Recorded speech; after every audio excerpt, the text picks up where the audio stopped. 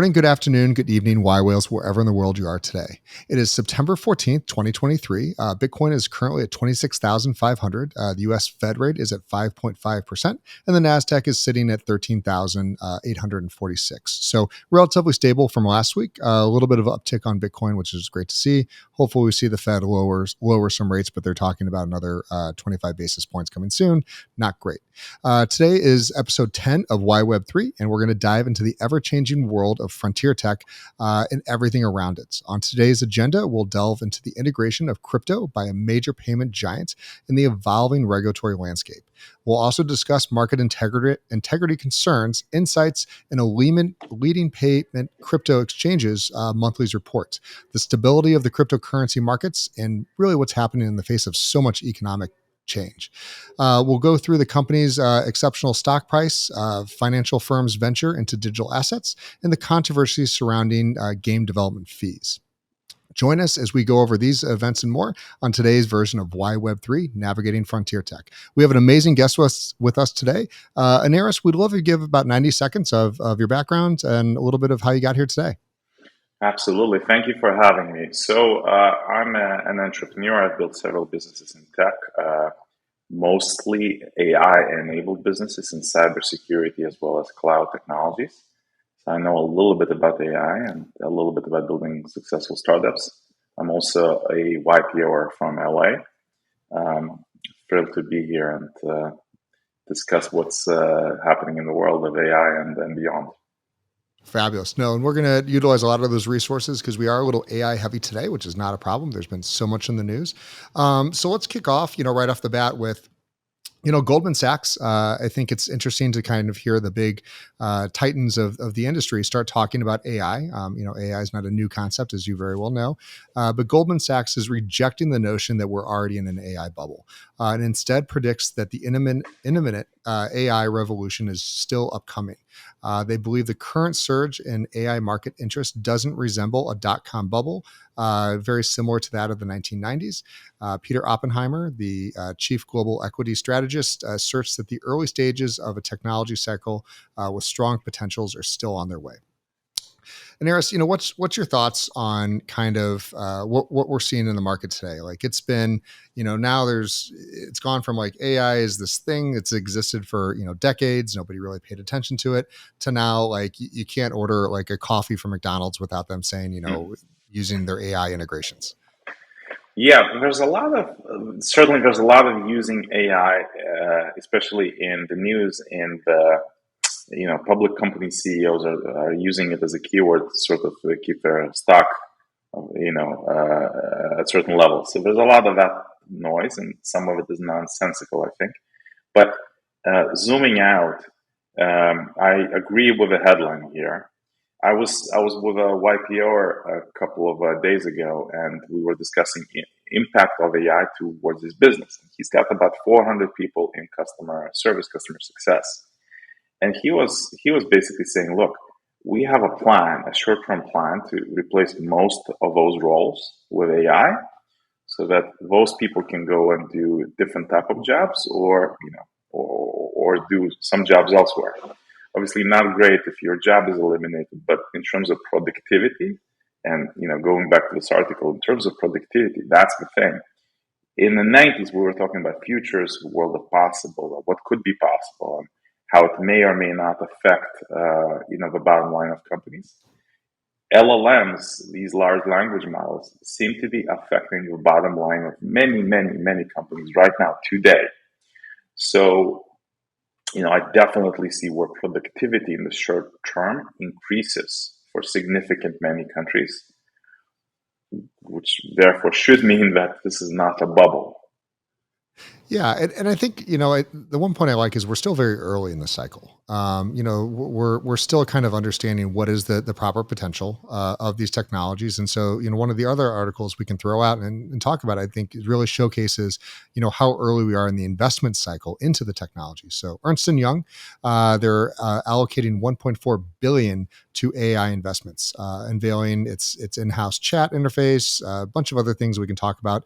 But Ernst & Young will train all 400,000 employees on essentially their new AI model, looking at quite a substantial investment, along with the other big four from PwC, KPMG, and Deloitte. So we're certainly seeing, now the financial sector understanding the value of where these things are coming from, and we're going to talk about other things, generative AI, and like I said, AI is getting sprinkled out on everything, same way that we saw kind of like blockchain and cryptocurrency get sprinkled on everything for a minute. But I think these are like real investments with real dollars, and certainly there's not a talent pool that exists to fulfill these needs right now. And real outcomes too, right? Real outcomes. That's the thing. We most of us, all of us, really that are digital, we're pre-onboarded. So that's why this took off. And remember, it's only been 10 months or so since GPT-3 came out.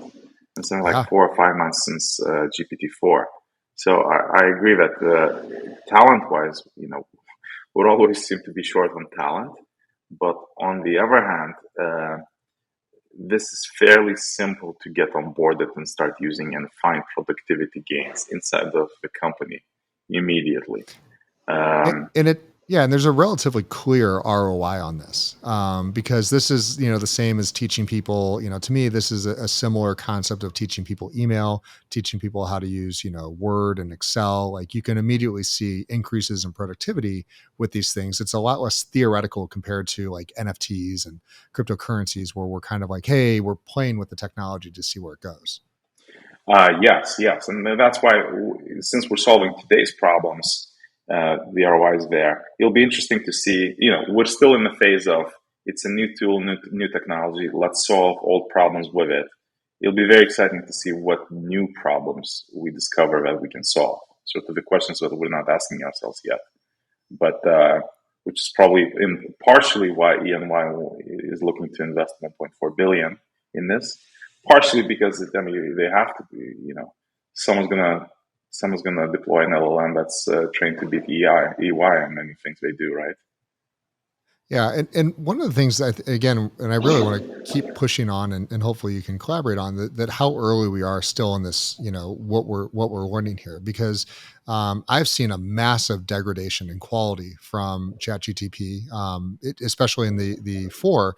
They've introduced features, they've removed them, they've added new ones back in, and then they've degraded those again, because there's a real challenge of, like, with an emerging technology, it's not mature, it's not like the word processor where it's like if this then that. It's a rapidly evolving, changing, and we're seeing now this prevalence of just what I kind of refer to as AI garbage, that people have gotten so lazy that they used to spend 20-30 minutes on their prompts and be able to save themselves a couple hours of time, and now it's like I'm going through LinkedIn and I'm just like, you didn't even spend 5 seconds on the prompts that you used before you copied and pasted this thing in. So we're already seeing kind of a laziness factor set in a lot of ways. And how fast did we get here? Huh? I mean, 5 months ago, remember what were you doing in March? GPT-4 didn't Yeah. exist. Now we're talking about, now it's part of our routine, right?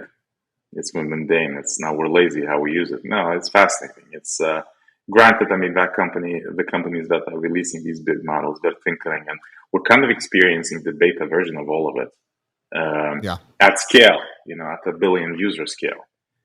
So these things, I suppose, are very, very normal. Like you said, very early, mostly works. Some things are just weird and hallucinating. But the speed at which all of this is going forward is just astounding, really astounding. It's beyond the speed of software. This is just a whole new level that I didn't realize was possible. So, what kind of job categories or classifications do you think are just at the most risk earliest in this cycle?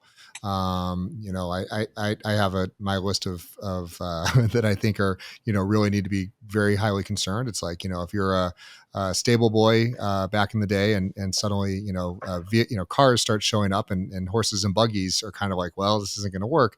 Let's go ahead and retrain now.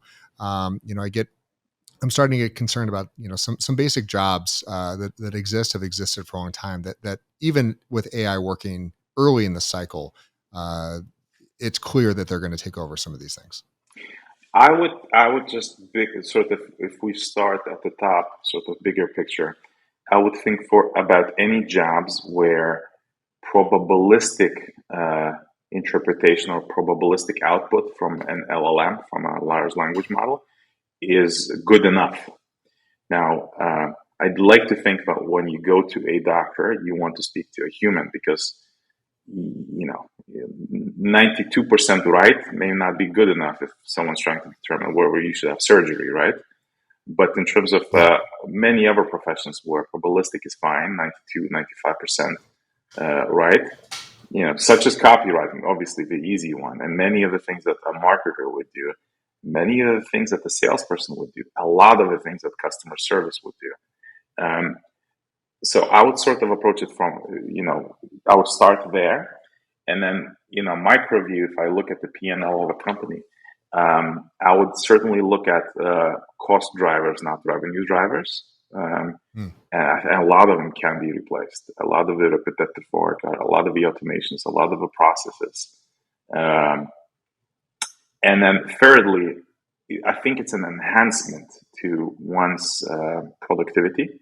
So even the professions that are the jobs that are currently sort of at risk, someone will still need to do a majority of those jobs, but there'll be fewer people doing 10x, 100x what they could before. So you'll still need a human to write copy, well, to produce copy. But you may not need that human to have a dictionary and to, write 500 words herself or himself. Yeah, I think one of the most, and I'll throw this out, and people can argue with me, but we've had this, on debate numerous times, both on our private Zooms as well as our public podcast. I think if you're in graphic design, you should be very scared.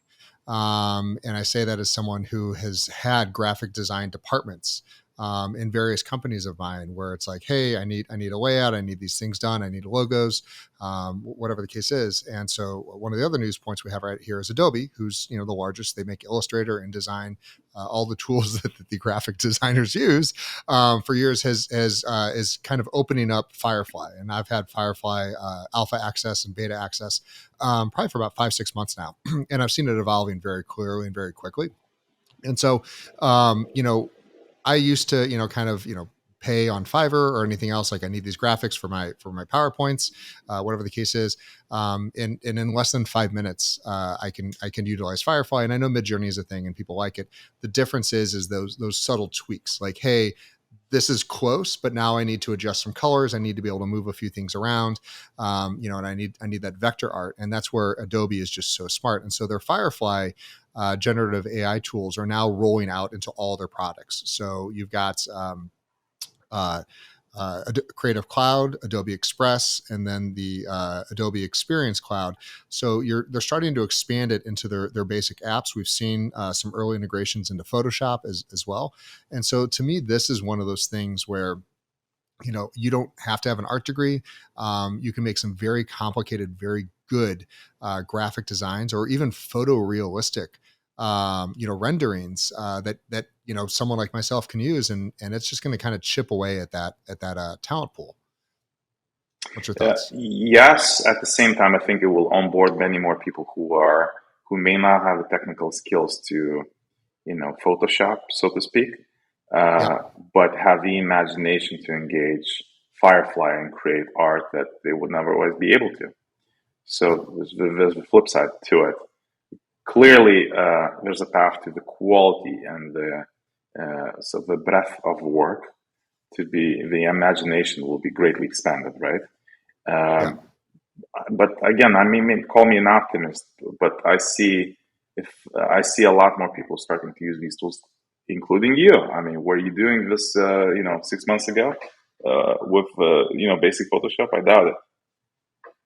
Yeah, no, I mean, like I said, it's bringing more people into this and whatnot. And I think one of the most interesting parts of this is really, like, you can see some of these items on the screen. Magic. Is it's just opening up an entirely new options that never existed before, such as being able to replace backgrounds, fix photos, and I think that we're just going to have so much change in this field. And one of the things that I think Adobe does really interesting and really well is when you generate an image with Firefly, it tags it in a variety of ways and watermarks it so that it's very clear that this is an AI generated image. And it's for non-commercial use. So like, this whole, like, who made it? Is it real? Is it not real? So I'm really I think that's the right thing to do, because that makes that big differentiator between humans and machines, building these things. And Jay, we usually, well, oftentimes when we talk about AI, including in this context, we often say like, well, what would happen to this particular job, right?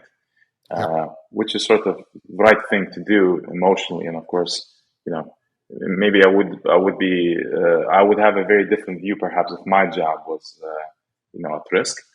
Um, but at the same time, sort of the enablement that this technology brings, the value it provides is massive. And on the other hand, what is the other thing that we keep discussing at the macro level? There's not enough people out there, especially not a lot of well-trained people to do jobs. We still have how many millions of jobs unfilled in the US? We've got millions of cybersecurity jobs unfilled worldwide, millions of developer jobs. And the world may not be expanding all that much going forward. So I think this couldn't have come at a better time, the large picture in mind. We need help and we don't have enough humans to do these things. Do we not have enough humans, or we don't have a good enough path of education for those humans? Both. I mean, this latter, of course. The latter, of course. And AI has a role there. I mean, we already have tutors and teachers and trainers and to engage and teach. Duolingo has an AI, fantastic AI to teach languages, right? I mean, within a year or two or three, you'll have every possible path to education using a chatbot or a virtual AI tutor. So YouTube has had a massive influence on the world as far as the access and the information and the tutorials you can get. This is going to be much more than YouTube. I think it's interesting, to pivot the conversation, a little bit to education, because I've got a 16-year-old and a 12-year-old kids that are in school, and the older one, it's a constant battle with the schools about AI, and we've seen kind of two approaches: either schools that embrace it and say, just say what you've used and how you did it, and disclose it, and those that ban it. And what we've seen in kind of the schools that ban it is my son, his teachers aren't watching this, but he worked really hard. He spent, days on writing a paper, did all the research, quoted everything, used absolutely nothing but normal, Google Docs, and put in the time and energy and effort, and felt he did a really good job, and quite simply, got, I think he got like a C+ on it. And the next time around, he just goes like, it doesn't matter how much effort I put in, and I don't agree with this concept, but he basically wrote it the same time. He ran it through AI a number of times, and he also took some papers that his friends had got that had A's on there, and said, put them in this tone. So he spent about half the time, got the A, and I think that really just kind of we're gonna have to figure out where that fine balance is, because I watched him do this, and he hasn't done it since. But like, I grew up with spell check. I'm that first generation where in grade school we had some of the basic, very basic computers, Apple II GSs, and so spell check became a thing, and math on not having to use abacuses and calculators was still evolving there. So I think it's a tool. We got to figure out where that balance is, because we don't want it writing it for them, but helping with format and tone, as long as they can see, what layer it used at. It's like, back then they would yell at me for using spell check, but today it's just a given. Right. Well, so, and what you said here, there's so much wrong with the education approach, and they're so behind the curve as far as technology. Let's unpack it. Imagine if we were at work, right, and we have our staff, and we gave an assignment, but we would tell our staff, very important, do not use the latest technology to complete your work. Whatever happens, do not use the internet, do not use GPT. I want you just sort of, think to yourself, do not collaborate with anyone. It's you and only what's in your brain. And give me a report by XYZ. That's ridiculous, right? It's the opposite of what we ask staff to do, teams to do. So schools need to adjust. My school, I've got a 14-year-old and a 10-year-old. 14-year-old is a freshman. And her school basically said, look, we're adjusting, we're finding a way, but I think what we're learning is there's going to be a lot more interaction with the students inside of the class, explaining their thoughts, presenting themselves, and presenting their work, as opposed to just sending in a Google Doc to be evaluated. So I like that path, but just the whole thing to me is crazy. I remember in high school there came a point in time when they allowed us to use TI calculators in math. There was a point in time when those were not allowed, and you could do and learn so much more with technology. Oh, I remember the exact same thing, the TI like 82s or whatever the case was. And it was suddenly like you went from having to do the math in your head or on the paper to like just do the equation and show your work. And you're kind of moving past it. And there's never been a time where I've been running around trying to find, like, geez, what's the angle of this triangle? Like I've never needed it, but I know how to solve the problem. And I think that's really the case that we need to see schools shifting to is how do you teach critical thinking? How, because, I don't remember 95% of the things that I was taught back in school, but I remember how I was taught how to solve problems. And I think that's really what we need to be teaching more of. Like, hey, that's great that you want to, I watch the stuff that my kids learn all the time. And, they're never going to utilize that in real life, but how they problem solve and how they figure out, because I don't help with homework. I don't at all. I say you got to figure it out, and if you can't figure it out, then you need to find a way to figure it out. And they're A and B students, so they're doing their best, mostly because I can't figure out their math problems. But I think that's really the issue. Is you're right. How do you utilize the technology, not how do you ban the technology? Because prohibition doesn't ever work. I completely agree. And to what end? Again, at work we tell everyone use as much as possible. So it's weird if the schools suddenly take the opposite side of it. So governments getting into play as they always do.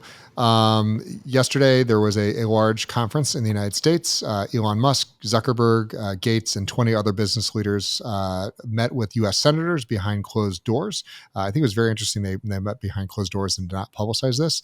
But coming out of there, Elon Musk said there was overwhelming consensus for AI regulation inside the United States. This is a double-edged sword to me. I do believe proper regulation does provide consumer protection, but I also it can go the both ways, and we're seeing that right now with the SEC. Really hindering the evolution of blockchain and Web3 technologies. So in the SEC's case, they're just they're taking a lawsuit first approach. They're just suing everyone. There's no rules of the game. So we're seeing amazing blockchain-based companies just moving overseas where there is clear regulation, like MiCA in the EU, and a variety of others kind of around the world. But what's your take as someone who's in the space? Do you think that regulation at this juncture is needed, or where are we at in the cycle? I'm trying to understand what problem exactly the government is solving for here. Because outside in, it feels like they're looking for problems to solve. It feels like here's this big thing, AI. It's massive. It will have an impact to the economy, to productivity, to work and personal life, and we should be regulating it. But why and what exactly? Is it a national security thing where this technology should not be accessible to certain actors? That part I understand, but it seems like there's big headlines here, and I at least have not seen concretely. What would they regulate here? Would they tell we can only be what do you think? To me, spending a lot of time talking about this, I think that there always needs to be safeguards in, because, we can go all the way back, to the concept of, if you give a machine just outright control of anything without any human safeguards, do they understand, what the repercussions are? Because true AI, and like right now we're still in that kind of machine learning, type, hey, it's still got a lot of rails in there. Like true artificial intelligence, as you can better educate us, means that it's solving problems that it's never been taught to solve. And it's looking for solutions that we have maybe never even conceptually thought that there was a solution for. So the example I like to give is, right now all the Teslas, one of Elon's companies, and I drive a Model X, is running on version 11. Version 11 was told, this is a stop sign, this is a street, like here's all these things that you need to know and understand, and here's the rules of the road. And now here's hundreds of millions of dollars of footage for you to understand how to interact with those. So version 12, which is supposed to be due out later this year, early next year, they just nuked all that. They said, forget it. We're no longer going to tell you what anything is. They just started feeding a brand new AI model about 8 months ago, billions of hours of footage, and said, this is a good driver and this is a bad driver, and let them figure out how everything works. And we saw an early demo, I think maybe about a week or two ago, of just a live stream of a version 12 car, and it reacts to the road very well. It seems to handle things like construction and everything else in a very like nuanced way compared to the way mine does, which is very much an analytical, like, okay, I see a cone, I'm going to do this, versus it trying to figure out. So I think, to me, what I'm getting at here is there's a big difference between, we're teaching it to do things versus we're just telling it, here's the success that you want to succeed. And maybe those are the guardrails they're trying to put around there. Well, in this particular example, it sounds like there is already a regulatory body that's responsible for driver safety, etc. Yeah. And they should up their expertise and be able to evaluate these type of algorithms introduced in their field of work, right? In the scope that they're responsible for. So there's laws and regulations in place already. The broader, the sort of the Elon Musk, let's regulate this whole thing, it feels like we are aware that this is huge, that we understand logically that there are unknown unknowns. Therefore, we should have people in place to think about and spot the unknown unknowns as they reveal themselves, right? That's what this feels like, this regulation. Because what will you regulate? I mean, I can go and spin up an LLM using open source right now, and I can do that while sitting somewhere in South America, and I will be global if my LLM is effective. Now, if I do something malicious, there are laws against that already. So I feel it's a little bit of and maybe it's a good thing. Maybe the government is being proactive versus what you said, the SEC and blockchain was completely reactive, ad hoc, and sort of, not this. Yeah, I mean, a lot of this sounds a little war games-ish. Hey, let's not let AI decide when to launch nuclear missiles. Hey, let's not let AI decide, when to turn on and off life support on, the ISS or things like that. We want to have some things under control. So it may be very benign and a little bit of showmanship now, just to have these leaders in Washington and get donations and the other things that they do in Washington things. But I mean, if you really had to have like a concern, like a true, like they should never be around, nuclear missiles, they should never be around, the energy grid, that kind of stuff. Like, is there anywhere that you feel that there's just, you always need a human to have the ultimate control? And then in the same question, is there some things you say like, we don't need humans to do this anymore? Yeah, I suppose life and death, right? News is a good example. Armaments in general is a good example. My doctor too. I want a human. I want enhanced with AI, but I want the human to be making intelligent decisions. So I think everything, life and death, and there's a very broad range of professions, jobs, and activities between those two bookends. Everywhere else, I think AI needs to be enhancing what we do. Yeah, my last kind of thought around AI, and we'll jump into a little bit of regulation around cryptocurrencies and blockchain. I think the most successful entrepreneurs, the most successful startups, the most successful businesses over the next decade aren't going to be the ones that bring AI concepts to market. It's going to be the ones that have the best utilization of AI inside their infrastructure. And having that be their kind of secret weapon is ways to evaluate their business, scale their business, and grow their business. I think is going to be just as valuable, if not more valuable, than those that are building some of the LLMs. Obviously, technology companies have been at the forefront of it, and if you're building a startup right now, you get to rethink how to build an organization, a company. and you recognize there's so many areas where you can make do with AI as opposed to hiring people. So I think that I agree with that next gen of companies will be more productive, the startups certainly, than the generation previous to them because of all this technology. And I suppose if you're running a company, an existing company, call it a legacy business for the purposes of this conversation, you got to be thinking, how do you reinvent yourself very, very quickly? Because someone out there is reinventing your business using AI, being more productive, more efficient. You're just frankly approaching the problem in a AI first type of a way. Um, so definitely productivity, and we'll see productivity gains, massive ones. I think US's potential is something like 1.5% a year productivity improvement or thereabouts. I mean, I'm very curious to see how that number changes in the next couple of years. It will be a good uptick. Yeah, no, absolutely agree. So jumping back over to Web3, some Web3 technologies, and by the way, I'd include AI in Web3. It's part of the next iteration of the internet. But for blockchain-based, PayPal, who I think we reported on a couple weeks ago, that they were launching their own internal stablecoin and getting a little bit more into cryptocurrencies. I bashed that. I said, I don't like PayPal. I don't like their policies. But the other guests were really excited and said, look, we need on and off ramps. And while they may not be perfect, we've lost so many fiat on and off ramps that this does provide that structure and ability. So great, we'll keep reporting on them. So PayPal has launched integrations now into MetaMask and Ledger, announcing more soon. This gives the ability to both buy and sell cryptocurrencies and utilize PayPal's fiat on and off ramps. And I think the most important part about this, if we're going to continue to report on PayPal, is they do have a ton of integrations into various shopping platforms and e-commerce, which means that suddenly through very basic DeFi protocols, you could convert your ETH, your Solana, your Bitcoin, whatever the case is, over to instantly do a stable coin at checkout, and take it from a multi-step process to just part of the checkout process. But Einaras, this is you just got back from permissionless.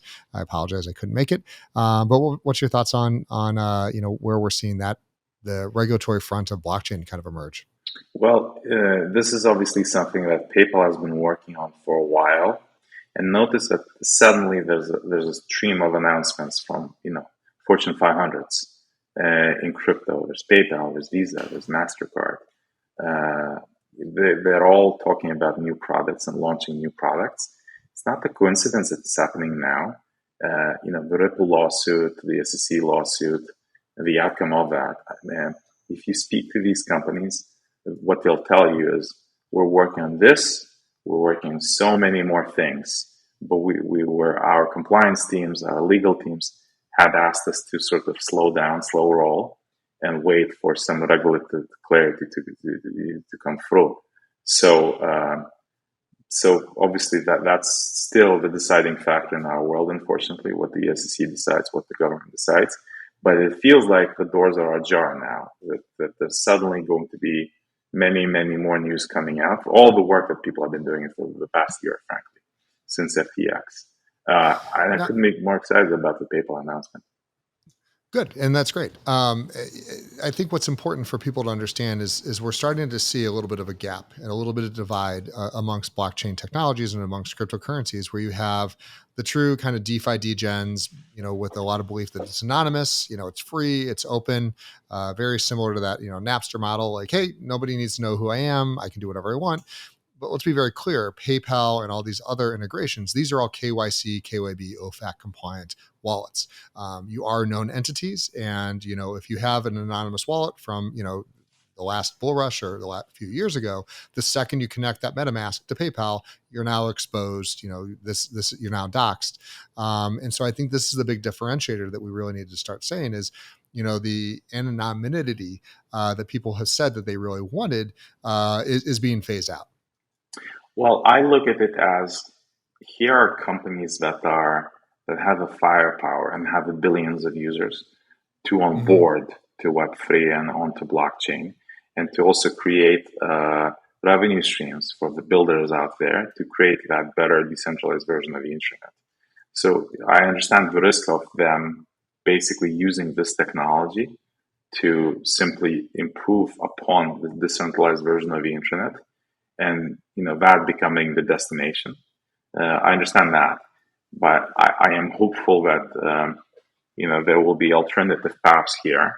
One will feed the other, because frankly, we're missing a lot of technology for the world to be decentralized.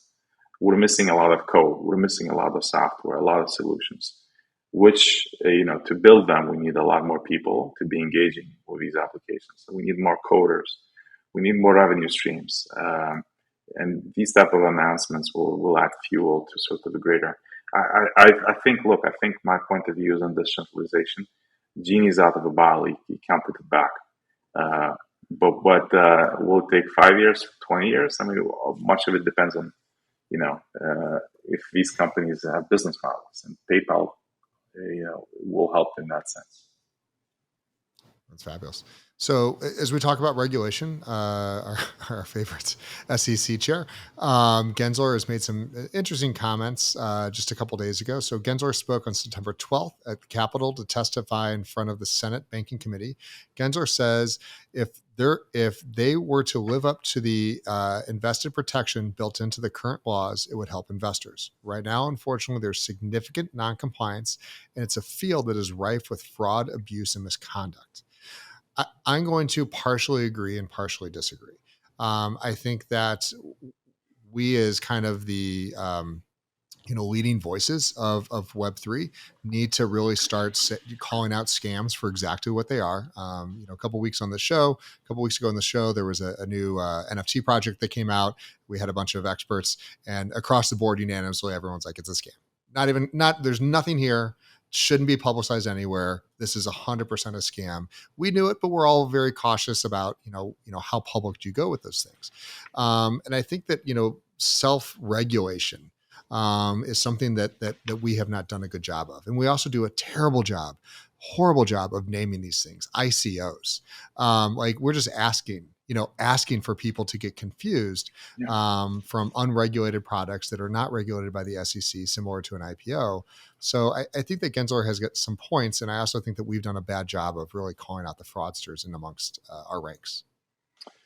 Indeed. I mean, and hacking and exploits as well is another side to it. I mean, I suppose there's taking at face value what he's saying, what they're saying makes sense.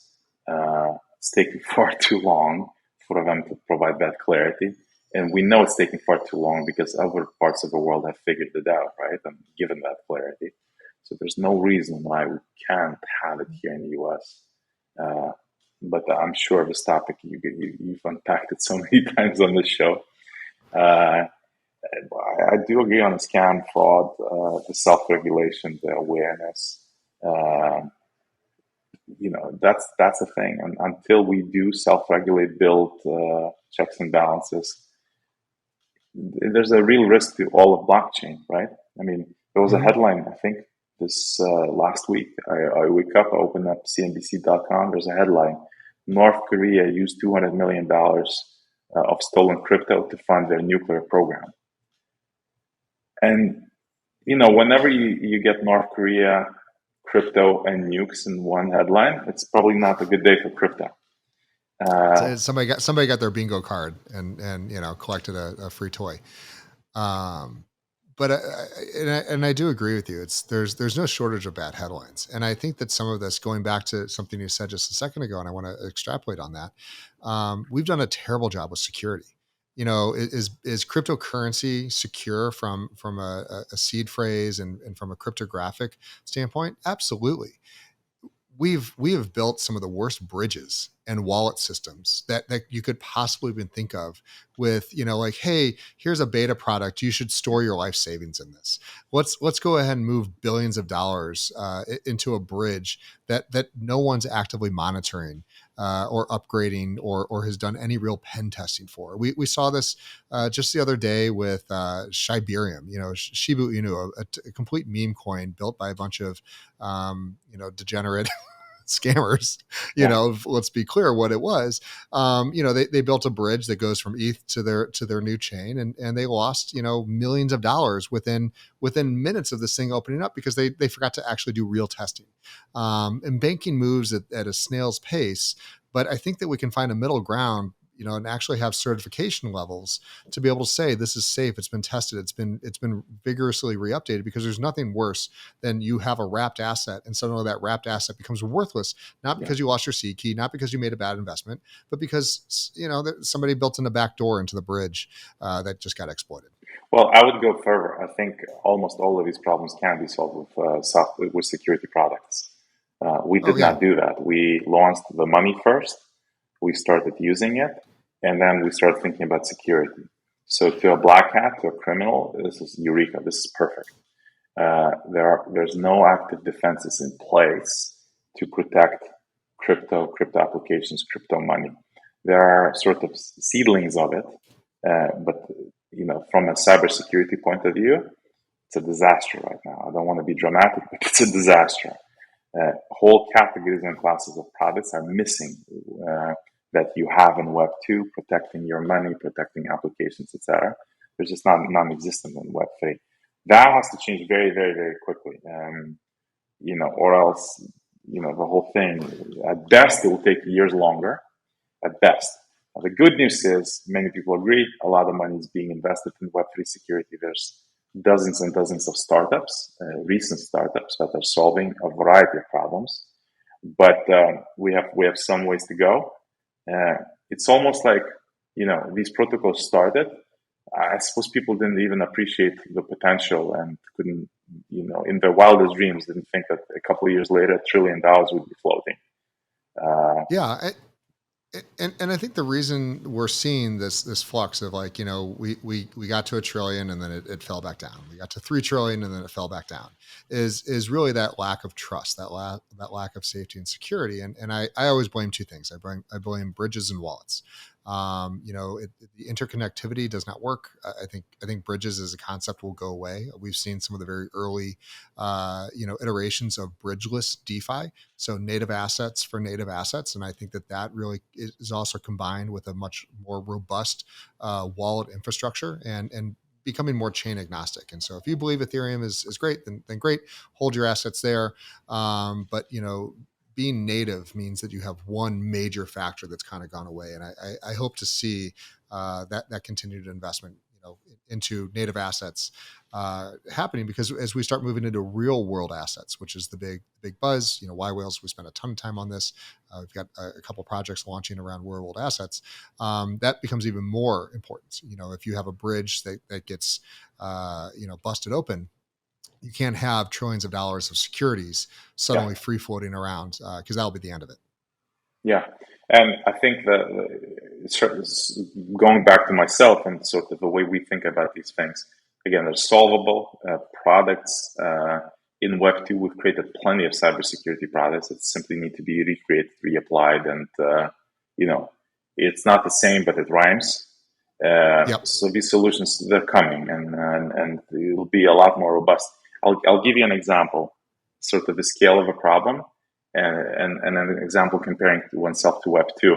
I don't know if you saw, but a couple of days ago, MGM casinos were hacked in Vegas, and they went analog all of a sudden.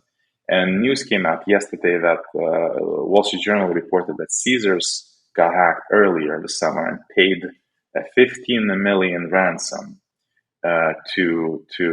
So you. By the way, the funny thing is, well, somewhat funny.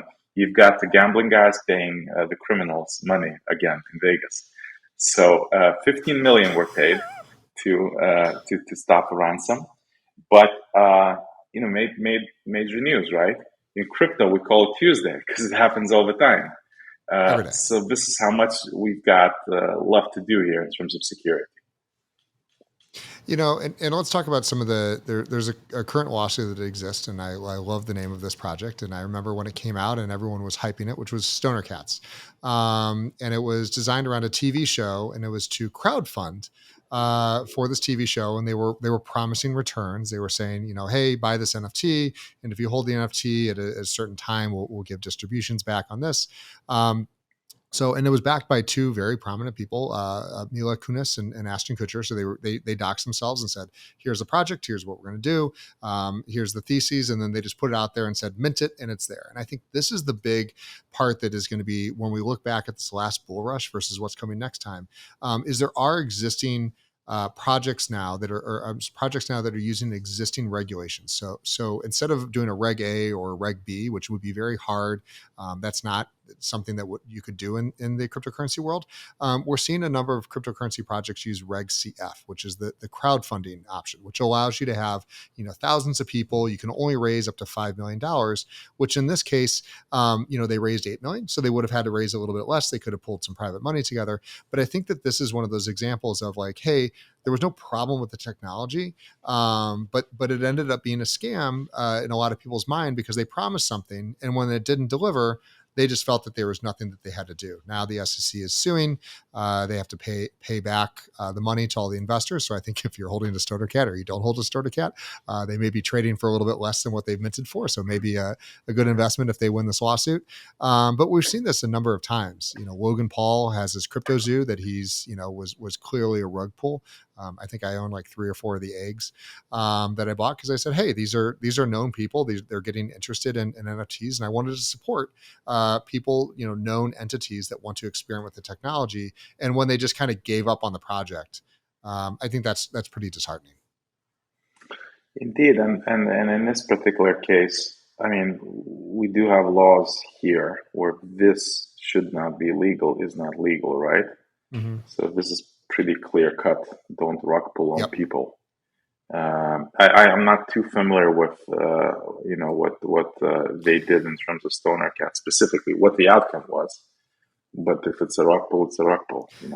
Yeah, and I think that's exactly it. Is we say rug pull, and the SEC says you failed to register what you deemed was an investment into a product or service. So people believe that they were investing. This wasn't a PFP project. Hey, grab it, and there's no intrinsic value. This is an investment advice, that kind of thing. They were stating these NFTs are tied to theoretical shares of this show, and I applaud. Like that's what we were trying to get. And I can also fault the SEC because if they see this happening, suing them isn't proper regulation. Right. Saying, hey, we do have laws on the books. We do have Reg CF. We do have the ability for you guys to do these things. Here's the disclosures. And I think this really goes back to that earlier section we talked about. People are going to have to get comfortable with KYC, being part of the new evolution of blockchain. And believe me, like, I'll get a number of emails and tweets of people telling me I'm stupid and all sorts of things.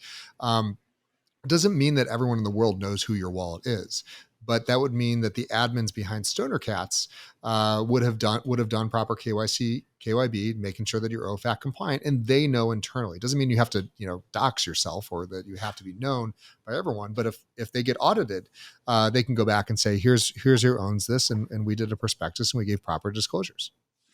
Yeah, I mean, it's not shocking. If you are in the US, Europe, most developed world, KYC is not going anywhere. So there will be better technologies introduced, ZK proofs, etc., to make it very private or as private as possible. But I mean, look, the government is not going to allow anyone to skip those steps. It's not going anywhere. So if you want to be part of most of the world's economy, it's here to stay. We need to adjust accordingly. We need to build technologies that still keep you private. But I don't think it wouldn't be very smart for people to fight for that. To what end? Yeah, I think one of the interesting things is when we talk about institutions, we talk about regulation. This is all about mitigating risk. So the goal is, the dream that everyone's had for Bitcoin is like, every major company put 1% to 2% of your corporate holdings into cryptocurrencies or Bitcoin, and that gets us to like, that gets you to that $100,000, $200,000 Bitcoin if you do something like that. But according to Fireblocks, who I think is one of the preeminent custodian providers around blockchain, CEO Michael Shelvov highlights institutions' reluctance towards crypto adoption due to regulations and structural challenges. Despite interest, a few large brands are successfully navigating Web3 ventures, citing risks in regulations, accounting, licensing, and security. And I think it goes back to they want to know the rules of the game. Yes. In the EU, we've got MiCA, which is an offshoot of MiFID II regulations. And I think MiFID II is the gold standard around the world for managing securities and investments. And MiCA is kind of taking that a step further and adopting, blockchain-based technologies.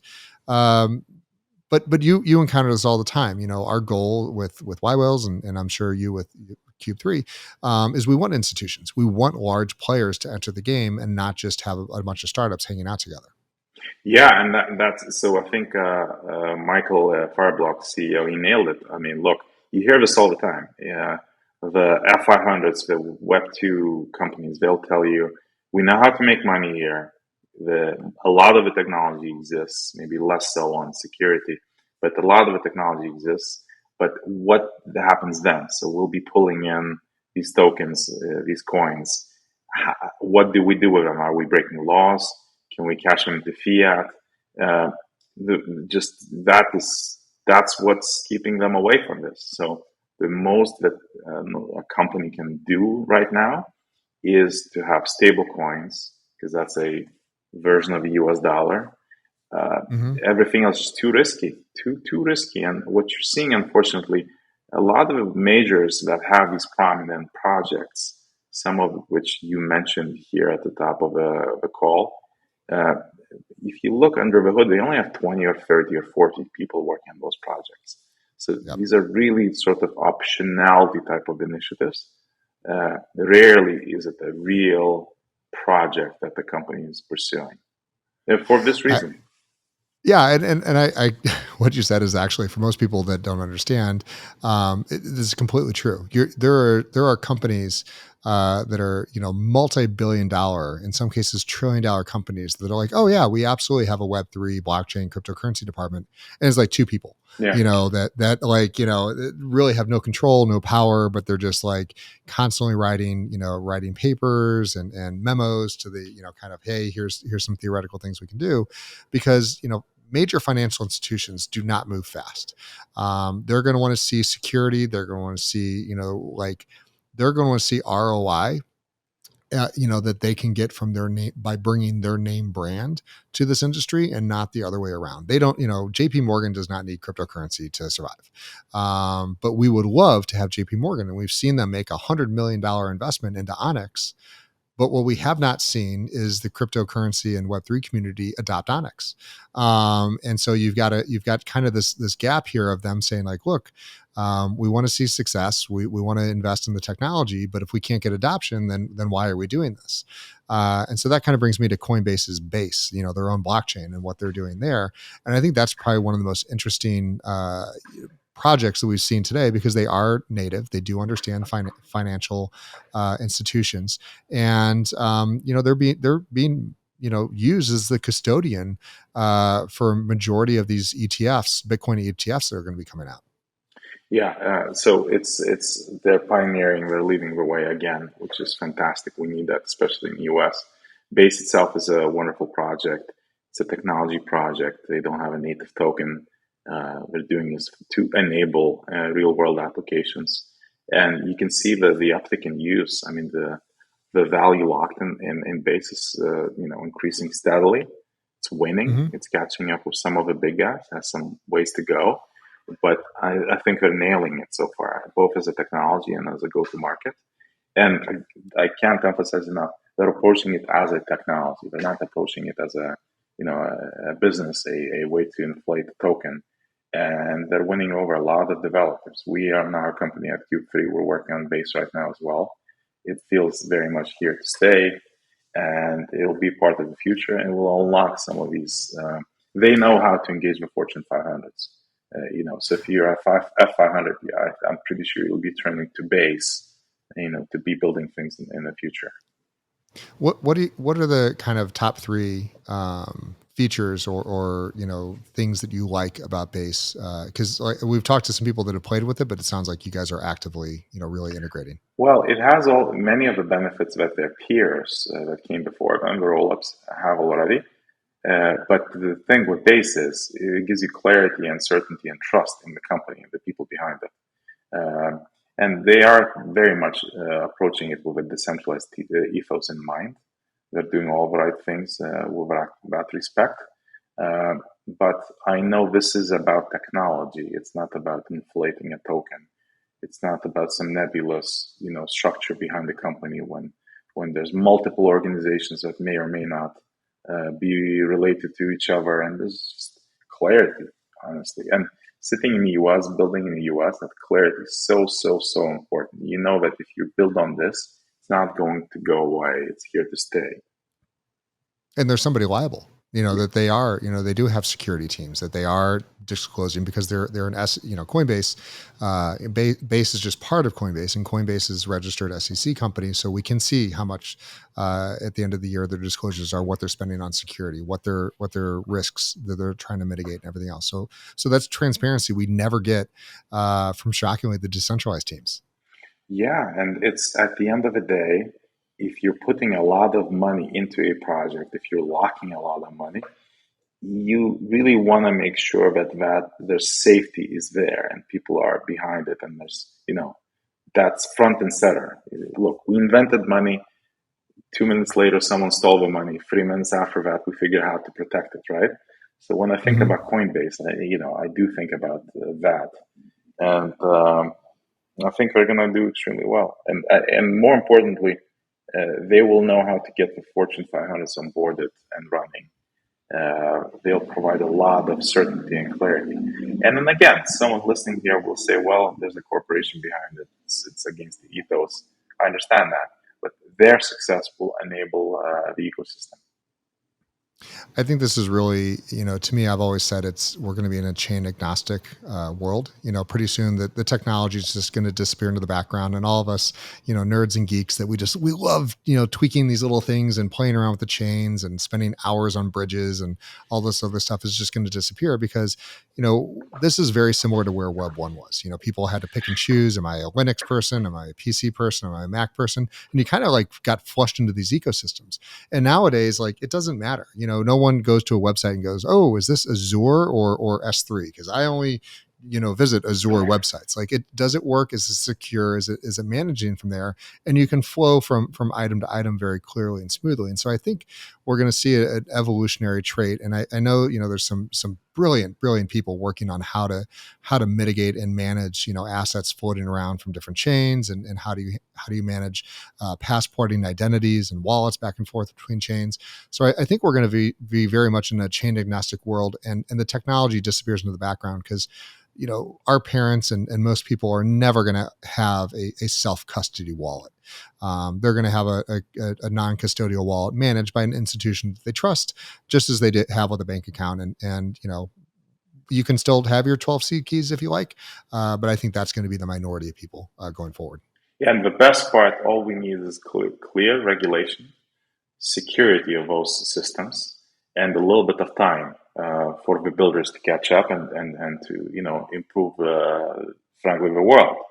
Money is going to move at the speed of the internet, right? Assets will be tokenized. There'll be the speed of money from an economical sense will accelerate because of these technologies, which will, honestly lead to greater good at the end of the day.